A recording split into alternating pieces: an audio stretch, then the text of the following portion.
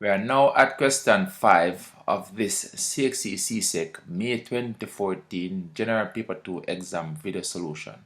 And this question 5 gives us this diagram. It's a graph with two triangles, triangle ABC and also triangle A double prime, B double prime, C double prime.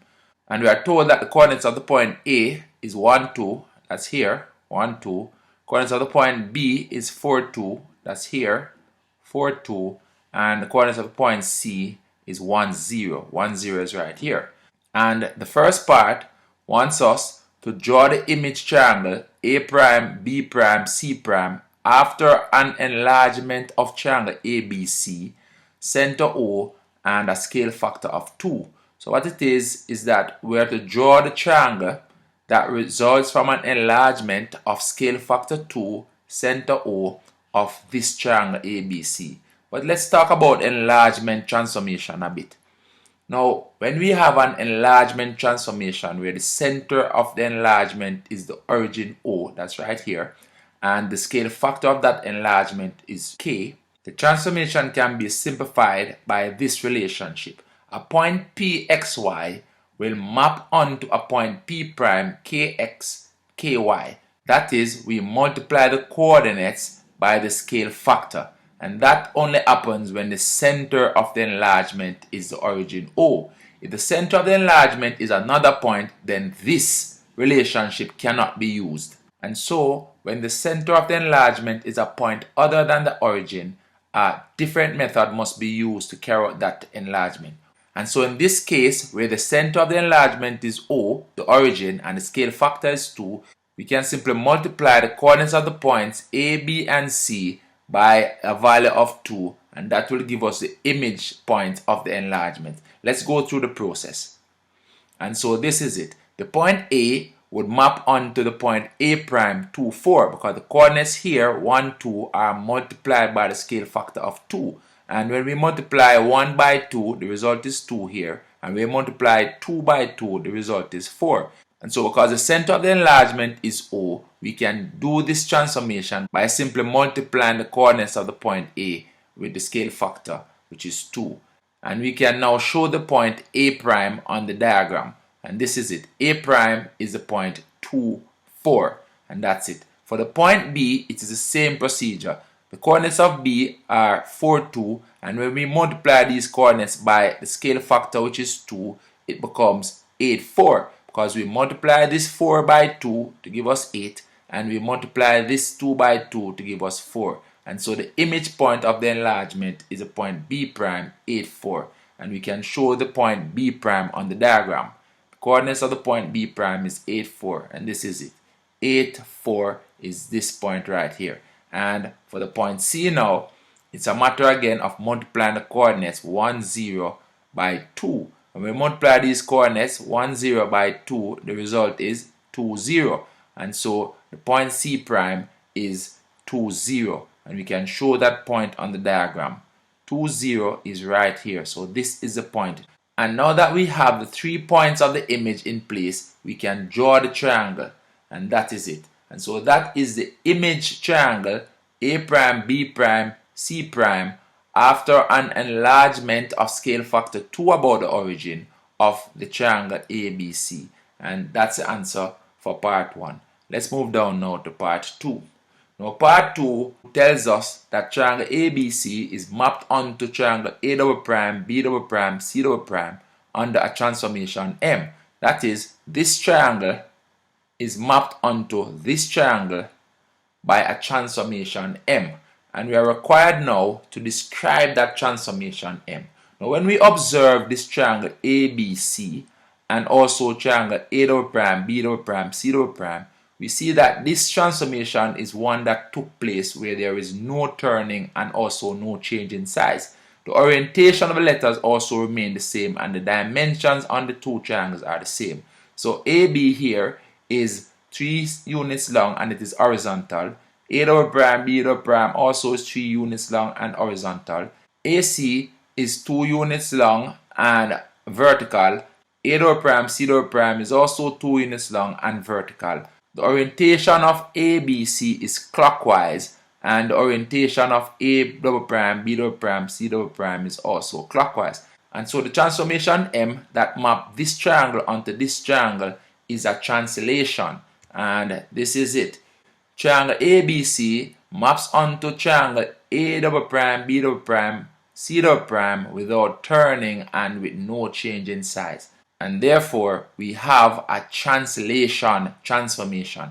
The translation transformation occurs when an object moves from one location to another without turning and without a change in size. And so triangle ABC is mapped onto triangle A double prime, B double prime, C double prime by a translation. And we can look now at how we would describe that transformation, the translation. Now, translation is usually represented by the letter T and given by this column vector AB. And when it is represented in this form, what it means is that a point will move A unit in the X direction, that's what this is, and B unit in the Y direction, that's what this is. And so when the translation is represented by AB here, the A is the number of units in the X direction that it will move, and B is the number of units in the Y direction that it will move. And if the A is positive, the object will move to the right. If the A is negative, the object will move to the left. If B is positive, the object will move upwards, and if B is negative, the object will move downwards. And so now let's look at how triangle ABC is mapped onto A double prime, B double prime, C double prime. And so to describe the translation M, we need to see how many units in the X direction and how many units in the Y direction triangle ABC moved to get to triangle A double prime, B double prime, C double prime. And we only need to observe the translation for one point. And so we can, for example, look at what happened to the point B. And if we observe the point B, which is at 4, 2, was mapped onto B double prime, which is at the point 8, negative 3.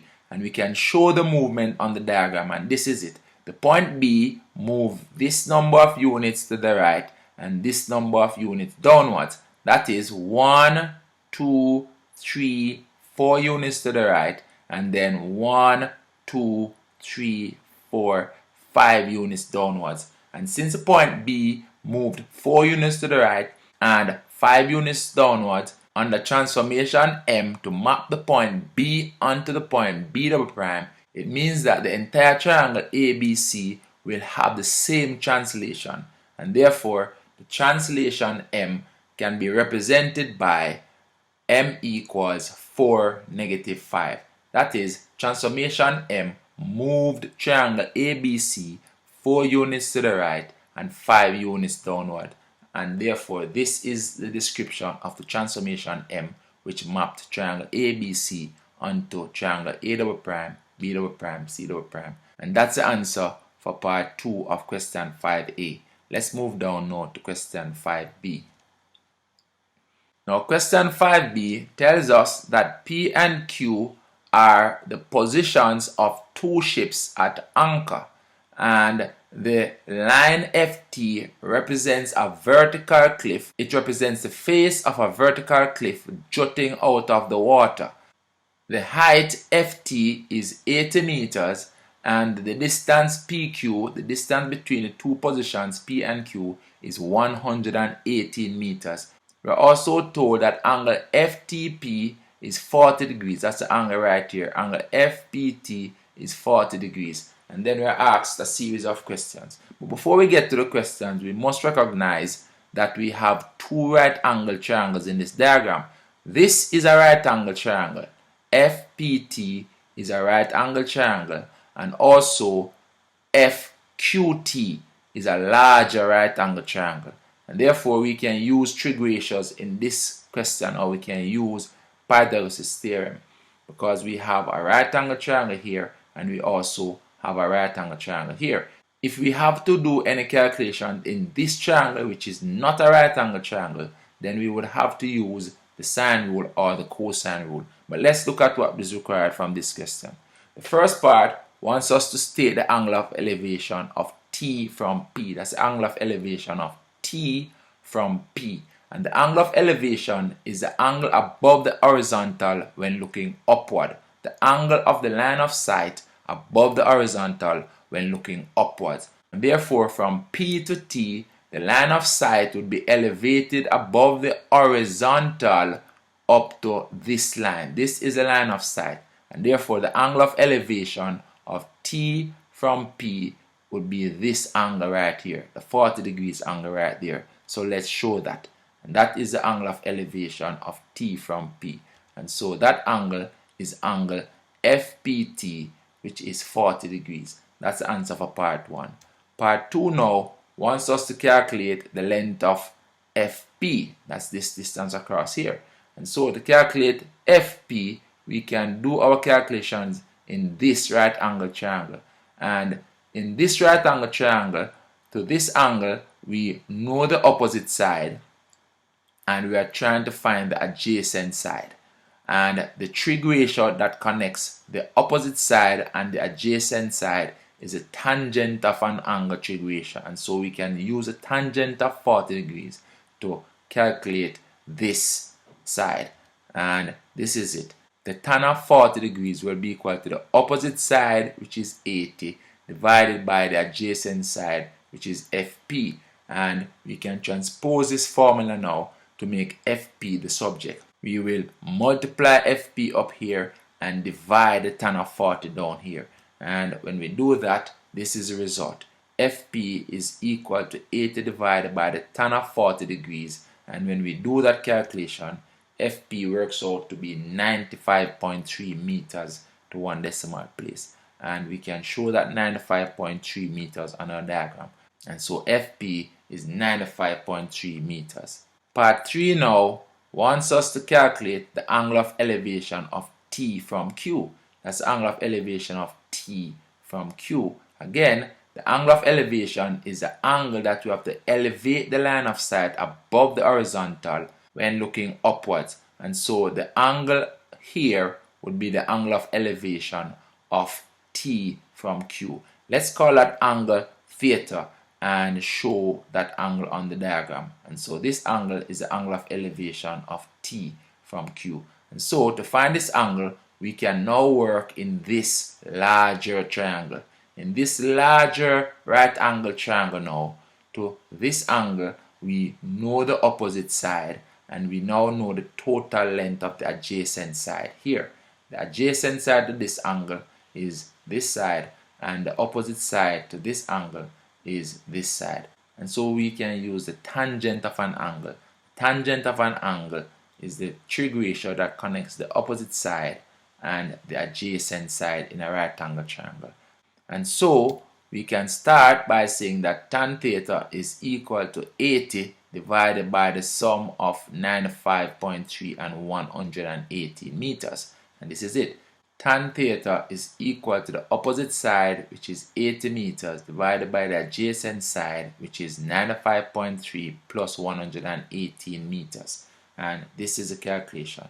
And when we do the reduction, it means that theta is tan to the minus 1 of 80 divided by 213.3, because 95.3 and 118 gives us 213.3. And so if tan theta is equal to this, then theta is tan to the minus 1 of this result. And when we put this in our calculator and do the calculation, the result is 20.6 degrees. And so the angle of elevation of T from Q is 20.6 degrees. And so that's the answer for part B, and that's the end of question 5.